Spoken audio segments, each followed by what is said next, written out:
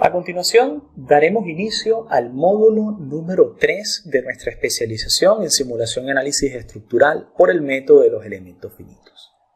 En este módulo, queremos enfatizar lo importante que es desarrollar estrategias de modelado que nos permitan evitar los problemas más comunes al desarrollar modelos por elementos finitos.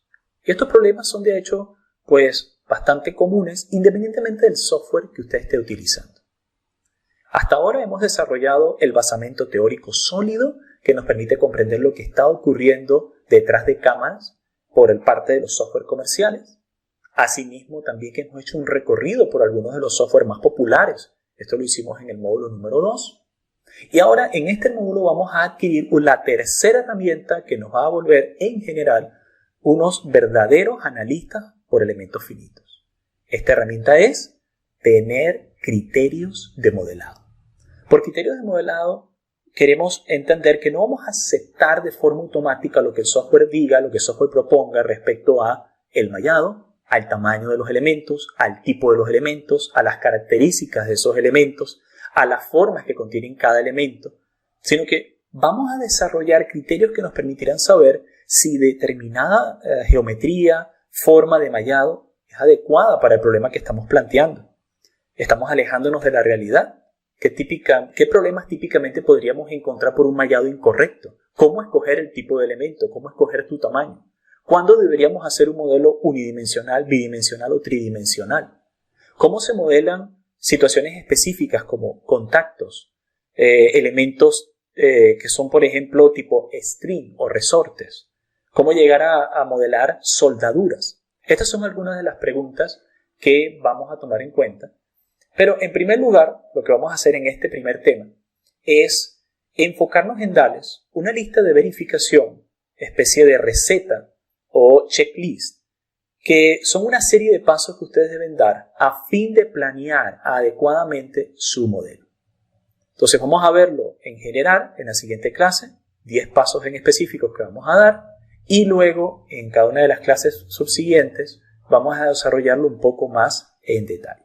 Pero antes de comenzar, me gustaría compartir con ustedes dos puntos que me parece que son vitales para entender por qué la estrategia en el análisis por elementos finitos resulta tan importante. La planificación. ¿Por qué es vital planificarnos? ¿Por qué no ir directamente a abrir el software y empezar a modelar? Y en segundo punto es hablar un poco de lo que es el tiempo que va a tomar un ingeniero realizar este análisis. Bueno, hablemos del primer punto, la planificación. Desarrollar un modelo de elementos finitos, ustedes tienen que verlo como jugar ajedrez. Uno debe anticiparse a los problemas, predecir el comportamiento y adaptar su estrategia en función a lo que espera que va a ocurrir.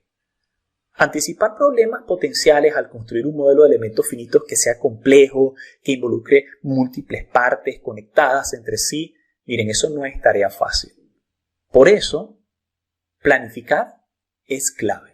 Si usted no planifica, puede llegar a encontrarse problemas que no va a poder resolver sin disminuir la calidad intrínseca de su modelo.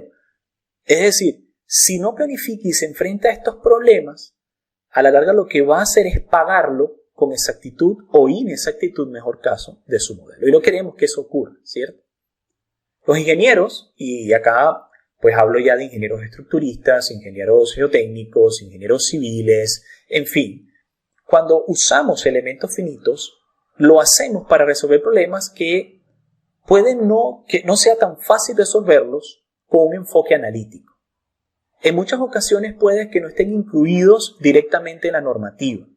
O queremos aumentar nuestro dominio de cierta estructura que sí podemos diseñar por normativa, pero que en ciertas secciones de esa estructura, uniones, concentración de tensiones en ciertas zonas, queremos aumentar nuestro conocimiento de lo que está ocurriendo.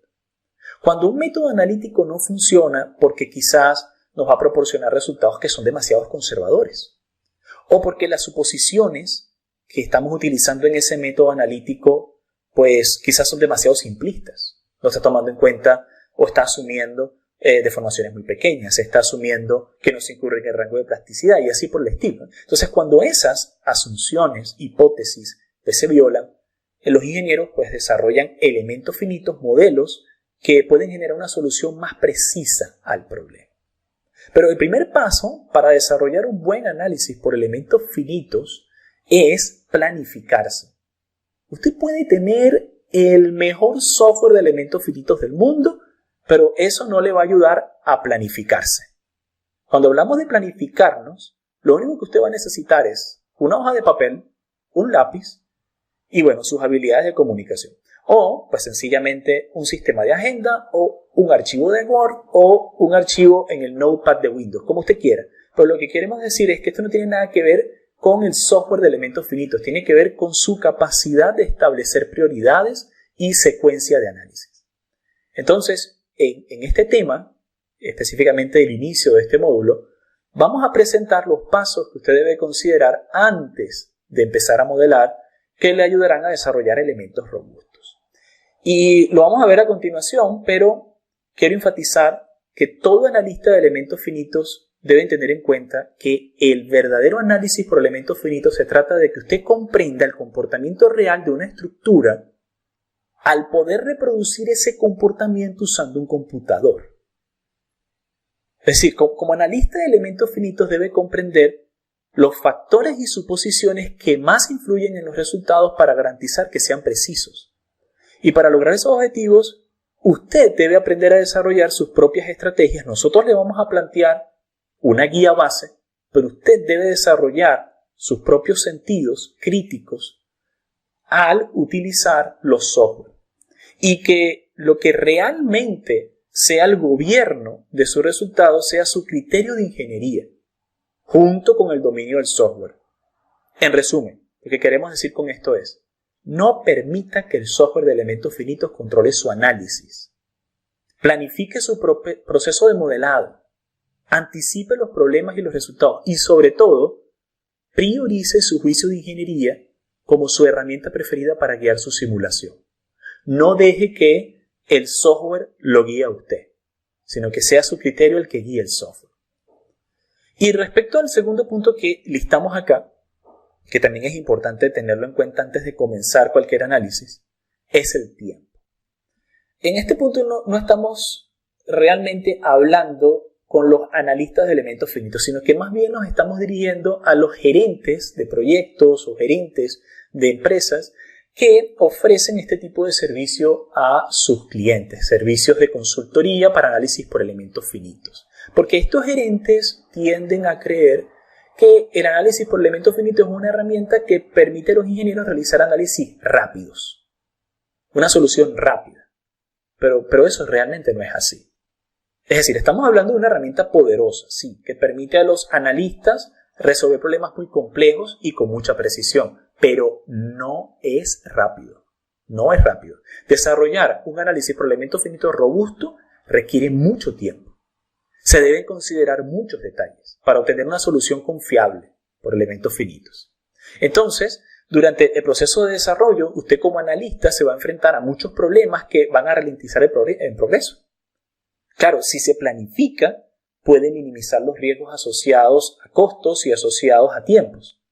Pero al final de cuentas es importante entender que el que usted se vuelva un experto en esto o se vuelva un experto en el dominio de un software y que el software haga promesas de que hace el análisis y que le va a ayudar con las herramientas a hacerlo muy rápido, no. Un verdadero análisis que sea robusto requiere de tiempo. Entonces es importante que quienes gerencian este tipo de proyectos entiendan que esto es un análisis que suele implicar consultoría avanzada y que hay que hacer las cosas con calma. Del apuro, en estos casos pueden haber pérdidas, en primer lugar lo más peligroso, pérdidas humanas, qué triste sería eso, pero también pueden haber pérdidas económicas muy graves si se toman las cosas a la ligera. Entonces, no es que vamos a tomarnos todo el tiempo del mundo, por eso es que queremos planificarnos precisamente para poder saber cuál es un tiempo adecuado, pero importante que los gerentes entiendan este punto.